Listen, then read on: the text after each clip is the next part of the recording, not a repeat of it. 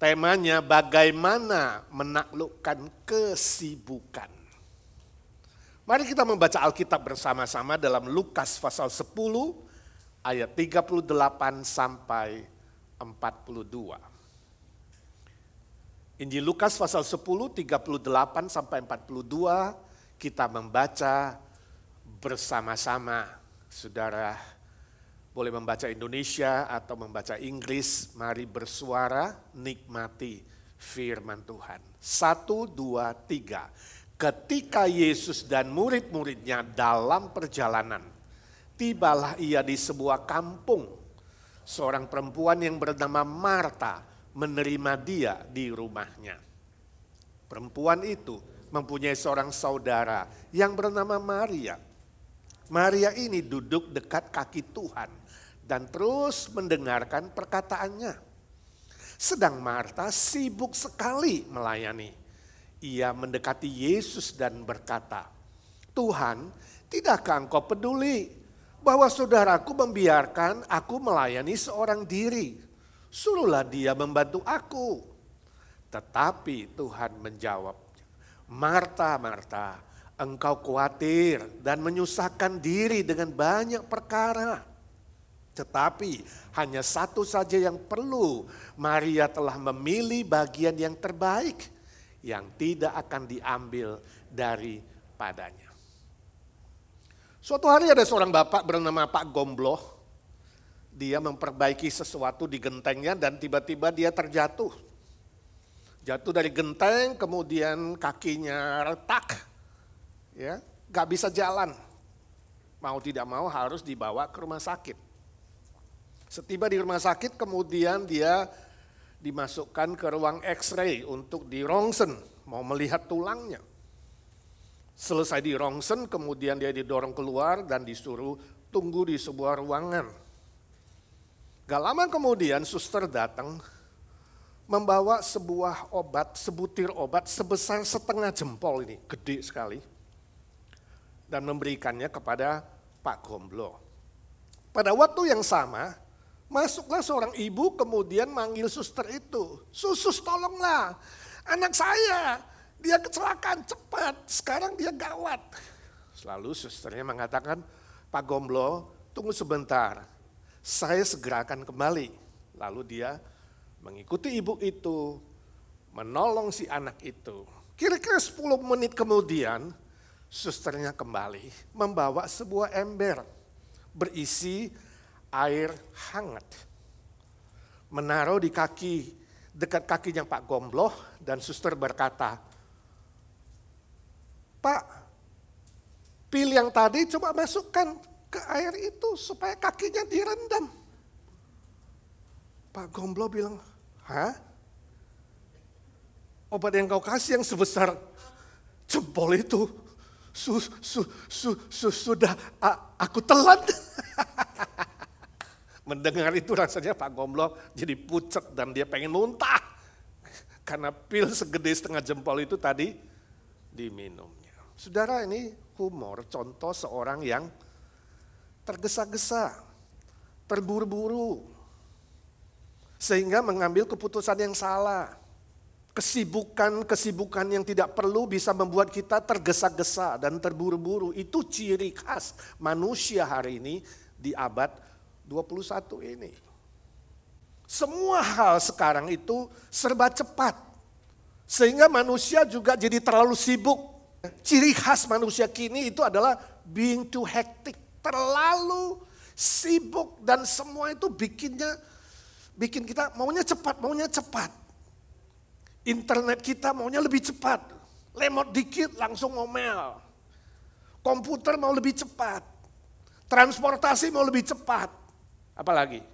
Makanan mau cepat, minuman mau cepat. Kalau bisa siram air panas jangan tunggu 3 menit, 1 menit aja. Ya, makanan masuk ke microwave langsung makan. Semua serba cepat. Kondisi yang serba cepat itu kemudian mempengaruhi aspek-aspek lain pun menjadi maunya serba cepat. Makan cepat, minum cepat, gak menikmati. Buru-buru, lalu bicara juga jadi cepat. Menyetir cepat. Saya itu menyetir cepat, saudara. Saya termasuk salah satu dari 90% pendeta di dunia yang menyetir dengan cepat. Rata-rata pendeta itu nyetirnya cepat. Karena sibuk. Dosen saya itu yang top itu saya sebutkan namanya. Itu udah tabrakan 6-7 kali gak kapok. Tetap aja cepat. Saya tahu saudara cepat gak dalam hidup saudara. Maunya cepat. Ya. Sekolah mau cepat. Orang 3 tahun, Pak ada gak sekolah yang 3 bulan lulus? Maunya yang 3 bulan. Ya. Kerja maunya yang cepat. Bos juga desek terus supaya karyawannya makin cepat. Gak cepat dipecat. Pacaran juga cepat. Senin pacaran, Minggu putus. Senin sambung lagi, Minggu putus lagi. Ya. Sampai ada lagunya, cinta kilat, cinta seminggu. Gugur 1, tumbuh 1000. Pernikahan juga maunya cepat. Kemarin teman saya kirim saya WhatsApp dari China. Dia bilang, ini tingkat perceraian di China sudah meningkat 32,5%. Saya bilang, Amerika lebih hebat, lebih gila, 49,5%. Saya nggak tahu Indonesia berapa persen. Semuanya mau cepat. Termasuk apa? Berdoa pun mau cepat. Minta Tuhan jawaban doa juga mau cepat. Tuhan kapan dong jawab? Kalau bisa hari ini minta, hari ini juga dikasih Tuhan. Motonya siapa cepat dia dapat. Sampai daftar tour pun si Paul bilang, ayo daftar cepat-cepat. First come first serve. Jadi kita seolah-olah perasaan kita, emosi kita itu didesak, dipush, diancam. Kalau gak cepat lu gak dapat. Orang yang terlalu sibuk saudaraku, hidupnya itu sangat-sangat berbahaya. Secara mental stresnya tinggi, ya, selalu khawatir, emosinya labil, sifatnya cepat marah, relasi dengan sesama itu jadi rusak. Jadi gak harmonis, hubungan suami istri sama-sama sibuk pasti gak harmonis. Ya, kalau gak ada waktu untuk berelasi. Hubungan orang tua dengan anak gak ada waktu, pasti retak. Hubungan saudara dan saudara, hubungan teman dan teman, itu bisa jadi rusak. Gara-gara sibuk. Saya baca cerita berapa tahun lalu, di sini ada 2 dokter. Suami dan istri, sama-sama dokter, sama-sama sibuk. Tuhan hanya berikan 1 anak tunggal. Tapi mereka begitu sibuk, gak ada waktu untuk anak. Jadi anak mulai remaja, ya, itu nakal. Karena gak diperhatikan, gak ada waktu untuk acara anak, semua kegiatan anak gak bisa diikuti, mendidik anak hanya dengan uang, remaja nakal. Orang tuanya tegas, gak apa-apa nakal, masukkan penjara nakal.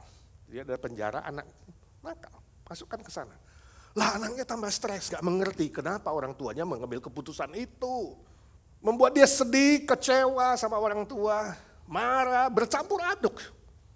Sampai waktunya keluar dari penjara, anak itu segera pulang, masuk ke kamar mamanya, gantung diri di sana dan mati. Itu keputusan anak. Mamanya pulang, kaget berteriak, gak bisa terima. Kenapa terjadi? Kemudian sang ibu berkata, kalau aku boleh mengulangi lagi hidupku, kalau aku boleh memilih hari ini, Tuhan kasih kesempatan lagi, aku tidak mau jadi dokter yang sibuk. Aku mau jadi ibu rumah tangga yang punya waktu bagi anakku. Tapi sayang saudaraku sudah terlambat. Seringkali kalau bahaya itu datang, akibat dari kesibukan yang tidak perlu itu datang, kita menyesal, tapi sayang sudah terlambat. Secara fisik, Orang yang sibuk pun berbahaya. Karena dia makannya buru-buru, minumnya buru-buru, bisa keselak. Tidurnya buru-buru, kurang tidur. Darahnya tinggi, stres tambah tinggi. Ya, tidak menyenangkan kalau kerja dengan dia, ya, ngomong dengan dia. Buru-buru, semua buru-buru. Bicaranya selalu nada tinggi, teriak-teriak. Tangannya berkeringat secara fisik. Atau badannya juga bisa keringat dingin, ya. Kepala suka pusing, migrain. Itu bisa terjadi. Sakit mah. Dan kalau tidak direm, kalau tidak diatasi, bisa masuk rumah sakit. Atau bisa usia pendek. Sangat-sangat berbahaya. Secara spiritual, orang yang sangat sibuk itu tidak punya keseimbangan antara relasi dengan Tuhan yang mengakibatkan tidak ada keseimbangan relasi dengan sesamanya. Dia rasa Tuhan itu sangat jauh, gak tahu ada di mana. Pernah ada seorang Kristen yang sangat-sangat stres karena dia begitu sibuk dan kerjanya berat, workaholic, suka begadang. Ya. Dan suatu hari dia gagal dalam usahanya. Kita ngobrol. Kemudian dia tanya saya satu pertanyaan. Pak, saya udah lama ikut Tuhan, tapi terus terang aku gak begitu kenal kenapa Tuhan bisa izinkan ini terjadi. Coba jawab saya, Pak. Sebenarnya Tuhan itu ada gak sih? Kaget saya mendengar pertanyaan itu. Seorang Kristen yang katanya percaya Tuhan Yesus sampai satu titik meragukan eksistensi Tuhan. Tuhan itu ada gak sih? Saya gak tahu saudara pernah tanya ini gak setelah percaya kepada Tuhan Yesus. Bagi saya kalau saudara sungguh-sungguh Kristen dan meragukan Tuhan ada enggak, ini saya meragukan pengalaman saudara menerima Kristus yang sungguh mati bagi kamu di atas kayu salib dan bangkit pada hari ketiga secara historis sejarah sudah terbukti. Saya harus mengulangi menjelaskan keselamatan bagi dia. Kalau saudara tidak bisa menyangkal kematian dan kebangkitan Kristus secara historis sejarah, itu menunjukkan Tuhan Yesus itu yang sudah hadir dan nyata di muka bumi ini benar-benar adalah Tuhan segala Tuhan dan Allah segala Allah. Gak sepantasnya seorang Kristen bertanya, Tuhan ada gak sih? Ini turun kelas bagi saya, ini turun di bawah garis. Karena terlalu sibuk hanya mengejar uang, mengejar bisnis tanpa mempedulikan hal yang lain. Akibatnya secara rohani bisa sangat-sangat berbahaya. Lalu bagaimana kita mengatasinya? Kita akan belajar dari apa yang kita baca. Yang pertama, mengatur kembali prioritas hidup. Ayat 39 sampai 40a, kita melihat peristiwa Tuhan Yesus mengunjungi keluarga Marta. Dia sibuk sekali, kata firman Tuhan. Sibuk sekali melayani. Tapi adiknya Maria duduk tenang di kaki Yesus, mendengarkan perkataan Yesus. Sebenarnya melayani Yesus gak ada salahnya. Ya. Kesalahan Marta adalah sibuk sekali. Terlalu sibuk. Sebenarnya orang Yahudi itu kalau bisa melayani tamu, apalagi tamu asing, itu sangat-sangat bangga. Sebab secara tradisi melayani tamu adalah sebuah kehormatan. Sebuah pekerjaan yang suci dan hormat di mata Tuhan yang baik, sebab mereka percaya ketika engkau melayani tamu, seringkali itu adalah melayani malaikat yang menjelma jadi tamu. Itu kepercayaan mereka. Tapi Marta terlalu sibuk. Oh, mungkin di pikirannya melayani Yesus ini yang terkenal, ya, sangat mulia bukan? Betul, sangat mulia. Tapi sayangnya berlebihan kesibukannya. Oh, jadi saudara kalau melayani Tuhan berlebihan itu juga salah loh. Ya. Jadi jangan saudara pikir, wah saya semua bisa, ya kan? Sunday school ngajar, guru sekolah minggu, youth ngajar youth, ya lalu apalagi komisi wanita ikut, komisi pria ikut, evergreen, ya khotbah, nyanyi, menyambut tamu segala macam. No. Nanti saudara aktivitasmu yang lain, kegiatanmu yang lain itu menjadi kacau balau. Ya. Jangan jadi orang Kristen maha ada, 1, 2, 3. Jangan jadi orang Kristen maha. Di mana-mana ada di Sunday school, dia lagi. Youth ada, komisi wanita ada, evergreen ada, ya kan? Nyanyi-nyanyi ada, semua ada. Gak ada yang maha ada, saudara. Marta terlalu sibuk, sibuk sekali, berlebihan. Sampai Yesus berkata di 41, Marta, Marta, kamu terlalu khawatir dan menyusahkan dirimu. Jadi Yesus ke rumahnya bukan mau menyusahkan dirinya, saudara. Kalau Pak Edi mengunjungi keluargamu, saudara jangan keluarin itu semua. Ya, wah bakar sate, potong sapi, ya semua. Jangan, kita ngobrol. Jadi di sini kita melihat ada dua pribadi yang punya prioritas yang berbeda. Marta dan Maria berbeda, dua pribadi yang berbeda. Maria mengerti mana yang utama, mana yang primer. Mana yang sekunder, Maria tahu, tapi Marta nggak tahu. Dia nggak bisa bedakan mana yang primer, mana yang sekunder. Saudara, sebenarnya di dalam hidup kita itu ya, cuma ada hal yang penting dan nggak penting.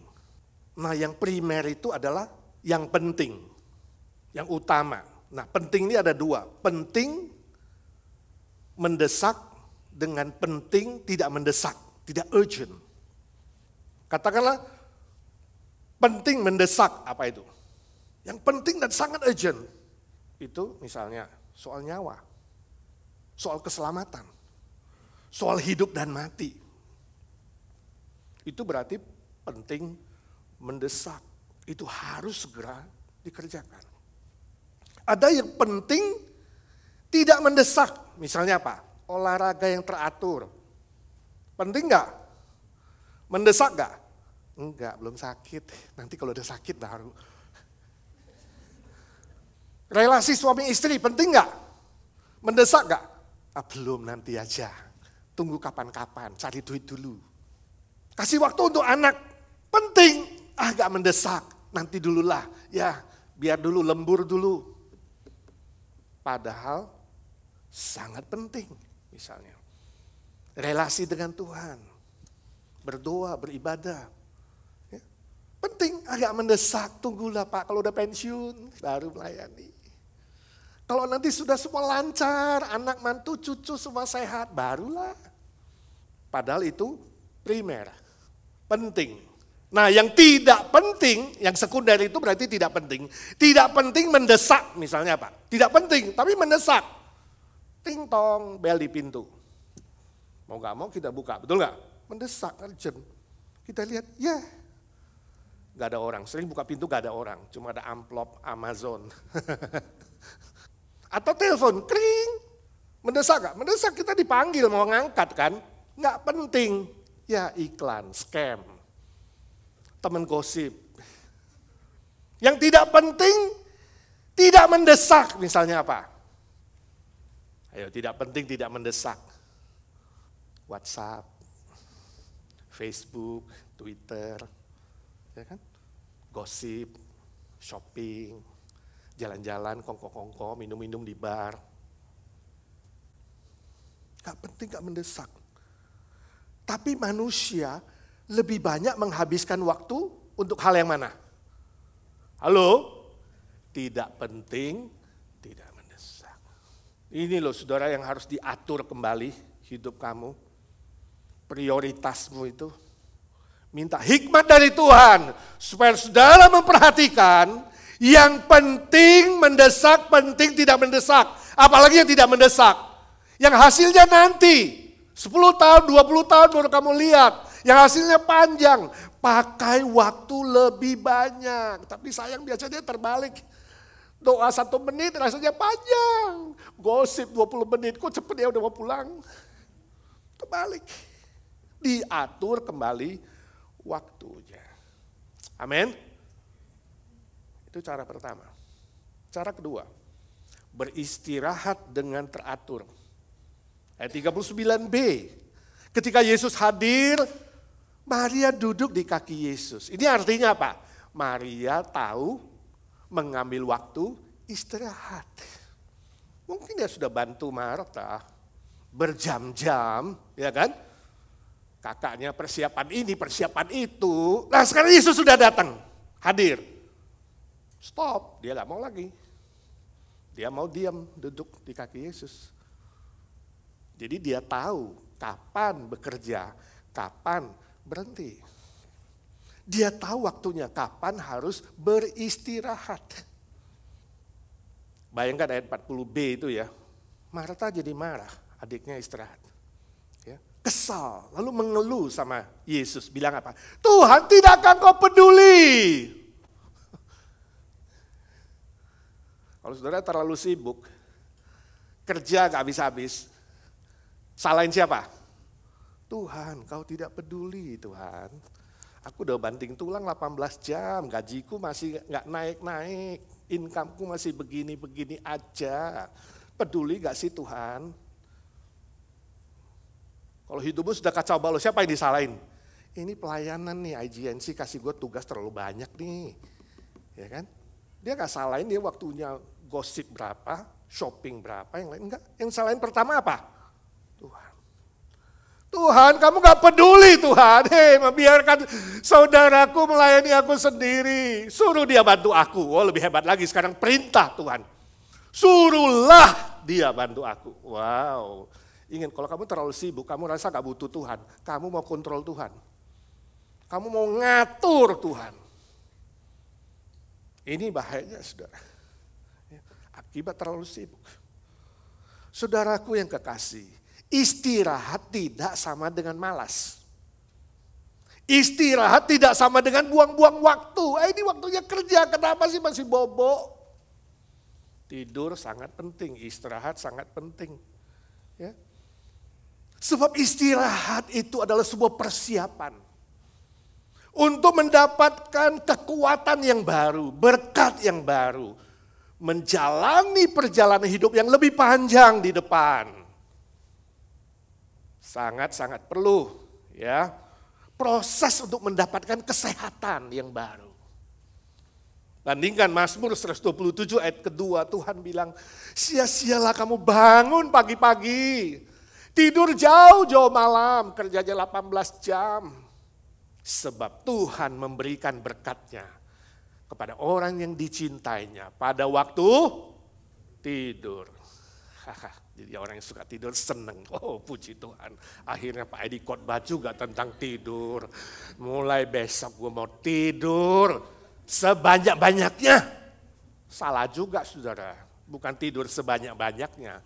Tahu kapan istirahat yang baik. Istirahat yang teratur. Bukan kemudian ambil kesempatan ya. Gak mau kerja tidur melulu. Bukan itu firman Tuhan. Dia memberikan kepada orang yang dicintainya pada waktu tidur. Artinya waktu kamu istirahat Tuhan memberkati kamu. Sel-sel otakmu, sel-sel organ-organ tubuhmu diperbaharui, diganti yang baru. Kalau kamu tidur. Dikasih kekuatan dan kesehatan. Alkitab mengatakan kamu cukup bekerja 6 hari. Berhenti 1 hari dalam seminggu untuk Tuhan. Untuk beribadah, untuk melayani. Sebab Tuhan menciptakan alam semesta ini pun berapa hari? 6 hari. Dan dia berhenti pada hari ke-7. Saya bersyukur waktu Lisa dan Wan-Wan mulai usaha Satai Lisa. Ya. Mereka bertekad libur hari Minggu untuk melayani dan beribadah. Bahkan libur Senin juga ya, Selasa juga ya kadang. Untuk apa? Persiapan. Saya tanya minggu lalu, gimana bisnis di minggu pertama? Pak, di Balboa, habis semua. Orang masih ngantri, sate udah gak ada. Luar biasa gak? Luar biasa. Sampai gak keburu buat sate. Sampai saya tanya, Wan, mau terima karyawan baru gak Wan? Mungkin ada kali jemaat IGNC yang belum dapat kerjaan bisa bantu nusuk. Berkat dan rezeki datangnya dari Tuhan. Percuma kau Bangun pagi-pagi, tidur malam-malam. Kalau Tuhan tidak buka keran berkat, macet. Seorang teman saya pendeta melayani di Jawa, dia bilang salah satu jemaatnya itu tekad orang Kristen. Tutup hari Minggu, punya toko sepatu terbesar. Saya lupa kotanya, kalau nggak Solo, Jogja. Terbesar. Minggu paling rame dia tutup. Dia tekad, Minggu untuk Tuhan, beribadah, melayani. Nah suatu hari, Pak Pendetanya tanya, kenapa you punya keyakinan seperti itu dan tekad itu? Ada kesaksian apa yang bisa cerita? Dia bilang, Pak, terlalu sering Tuhan memberkati saya dengan limpah. Hari-hari biasa saya toko saya itu rame, Pak, rame. Orang lain sepi, kita rame. Dan bukan satu kali, berkali-kali. Senin pagi-pagi, saya belum buka toko, Pak. Udah ada yang ketok. Ketok pintu, begitu dibuka, ngapain? Mau beli sepatu. Jadi orang pagi-pagi mau beli sepatu. Ditanya, loh kenapa lu pagi-pagi ketok pintu mau beli sepatu? Pak, kemarin sudah keliling seluruh kota, Pak. Gak ada sepatu yang cocok, gak ada sepatunya. Dan di toko dia ada. Tapi poin saya adalah saudara tahu kapan bekerja, kapan berhenti, kapan beristirahat. Saudara bisa memanage waktu saudara dengan sehat untuk fisik, mental, dan rohani. Yang ketiga, yang terakhir, membangun relasi dengan Tuhan. Membangun relasi dengan Tuhan, ayat 41. Yesus menegur Marta terlalu sibuk, terlalu khawatir, dan menyusahkan diri sendiri dalam banyak hal, fisik, mental, rohani. Lalu ayat 42 Yesus bilang apa? Tetapi hanya ada satu yang perlu, yang penting. Maria telah memilih bagian yang terbaik. Terbaik. Yang tidak akan diambil daripadanya. Nah apa bagian yang terbaik? Yang tidak bisa diambil dari Maria? Apa? Relasi dengan Tuhan. Relasi dengan Tuhan bukan masalah keluarga, bukan masalah kelompok, bukan masalah komunitas, tapi masalah pribadi. Relasimu dengan Tuhan kalau baik, kalau indah, Tuhan memberkatimu, itu gak bisa diambil orang. Itu harta yang terbesar. Jangan surah minder kalau kurang kaya. Jangan surah minder kalau kurang sukses. Jangan surah minder kalau kurang cakap. Atau kurang-kurang yang lain. Asalkan saudara punya relasi pribadi dengan Tuhan, itu paling berharga, terbaik, yang tidak mungkin diambil orang daripadamu. Itu self-esteem kamu, itu keyakinan dirimu, bangkit kembali. Dan itu kekuatan yang terbesar untuk menjalani hidup ini. Maria memilih itu. Mendengarkan Yesus. Dia duduk, mendengarkan Yesus artinya dia percaya. Kalau gak percaya gak dengar. Dia percaya, dia menerima. Dia mentaati, dia kontak dengan Tuhan. Itu bagian yang terpenting. Sebab Tuhan sumber keselamatan, sumber kekuatan, sumber penghiburan, dan sumber hikmat, dan sumber-sumber lainnya. Ketika kamu connect dengan dia, apapun yang kau butuhkan, dia cukupkan, dia berikan. Kamu gak usah khawatir lagi. Yesaya 30 ayat 15 berkata, dengan bertobat dan tinggal diam, kamu akan diselamatkan. Dan dalam tinggal tenang dan percaya, terletak kekuatanmu. Saya baca statistik dari Southeast Outlook. Mereka mengadakan research khusus kepada orang-orang yang rutin membaca Alkitab. Ini hasilnya. 82% mengatakan hatinya lebih damai. 78% berkata hatinya lebih sukacita. Dan 68% mengatakan hidup mereka lebih bergairah. Saudara bisa mengaminkan enggak? Kalau saudara membaca Alkitab dengan rutin, berdoa dengan rutin, membangun hubungan pribadi dengan Tuhan lebih rutin, saudara bisa enggak bersaksi bahwa saudara lebih damai, lebih sukacita, lebih bergairah. Amin? Amin? Nah, ceritakan kepada orang lain. Kalau saudara pergi ke danau, ya, yang indah, lalu airnya bergelombang, beriak. Saudara bisa lihat sesuatu nggak dia? Nggak bisa. Atau ke kolam ikan lah, kolam ikan yang besar. Tapi airnya beriak, ya, bergelombang karena ada pompa, ada macam-macam ya. Airnya itu bergerak, terus bergerak. Saudara bisa lihat ikan dengan jelas? Nggak bisa. Tapi kalau airnya tenang, saudara bisa melihat dengan jelas. Prinsipnya sama, saudaraku.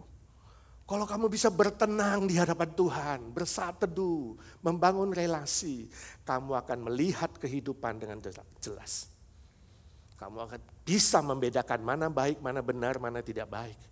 Kamu akan mendengar kehidupan ini dengan jelas. Bisa membedakan mana yang perlu didengar, mana yang nggak perlu didengar, mana yang dimasukin otak, mana yang nggak dimasukin otak. Saudara akan berpikir lebih jernih, lebih tajam. Sehingga saudara tidak salah mengambil keputusan. Sebab apa? Ada ketenangan. Ada hubungan pribadi dengan Tuhan. Juru selamatmu, penolongmu, gembalamu. Jadi saudara akan ditambahkan hikmat untuk hidup lebih benar, lebih baik, dan lebih sukses. Sebab itu mulai besok pagi, ini usulan saya secara konkret. Kalau saudara masih bangun pagi, jangan lakukan apa-apa dulu. Katakan kepada Tuhan, selamat pagi Tuhan. Terima kasih saya dikasih hidup satu hari lagi. Jadi bukan hanya ada selamat pagi kawan, ada selamat pagi Tuhan. Terima kasih untuk hari ini. Ya.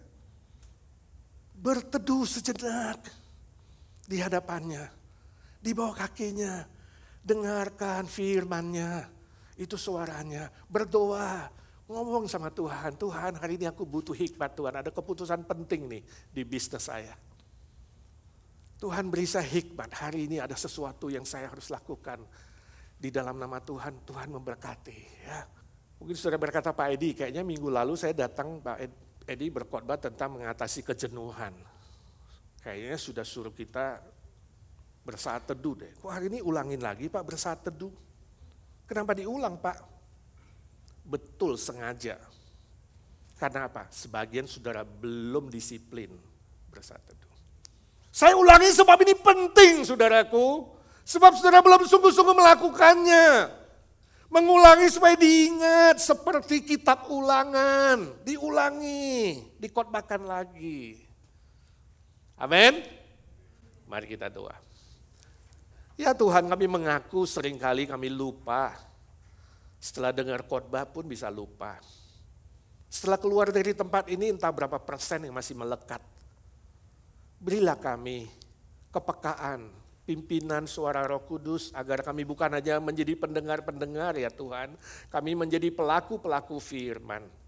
Tuhan Yesus, sebentar lagi kami mau menerima perjamuan mengingat cinta kasih-Mu. Perbaharui kami. Curahkan mujizat-Mu. Pulihkan kami secara fisik, mental, rohani. Engkau hadir di sini, Engkau yang mengundang kami ke perjamuan ini. Terima kasih Tuhan, berdoa bersyukur dalam nama Tuhan Yesus, Juru Selamat kami yang hidup selama-lamanya. Amin.